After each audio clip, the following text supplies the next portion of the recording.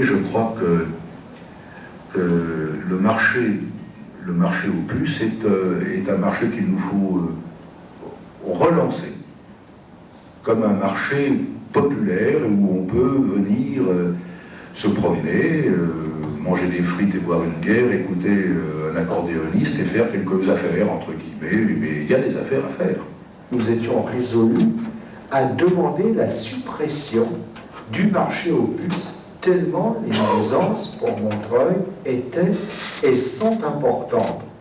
Donc nous devons, en tout cas nous souhaitons qu'une procédure intervienne. Tout simplement.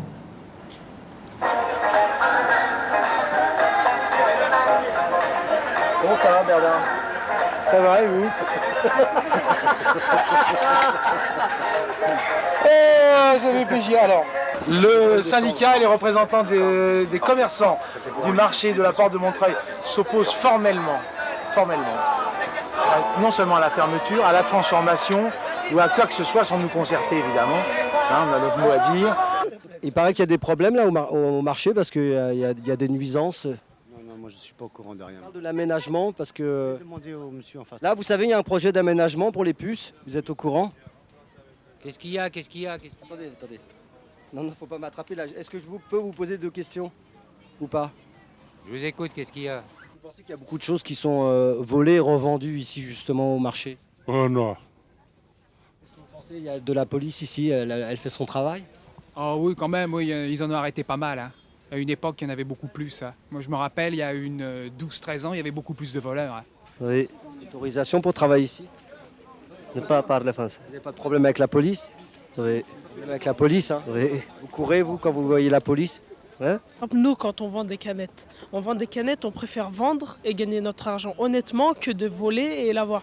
Les flics, comme par exemple tout à l'heure, il y en avait un qui avait des canettes, il les vendait et les flics qui sont venus, ils l'ont pris de force et tout, ils l'ont même brutalisé, tout ça. Et c'est ça que je voulais juste dire, quoi.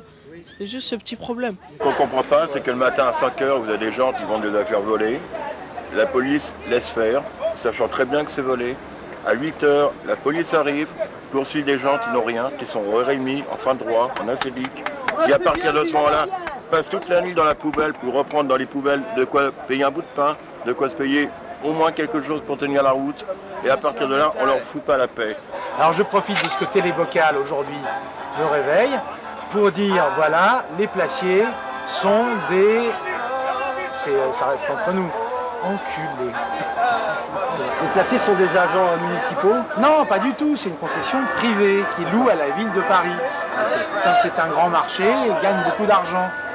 En pourboire, hein, je ne parle pas en choses déclarées. Hein. Donc les placiers, comme ils aiment bien les gros pourboires, laissent déballer le neuf. C'est pour ça qu'il n'y a plus de brocanteurs. Nous, brocanteurs, on ne gagne rien. Donc on ne donne pas des gros pourboires aux placiers. Donc il y a de moins en moins de brocanteurs. Il n'y a rien qui prouve que les placiers trouvent un gros pourboire. Une tasseuse de cinéma, elle touche un pourboir. Ah non, on n'a pas de problème. Les placiers, ils forcent personne à donner des pourboires. Non, ce n'est pas vrai. Bah ouais. Non, ce n'est pas vrai.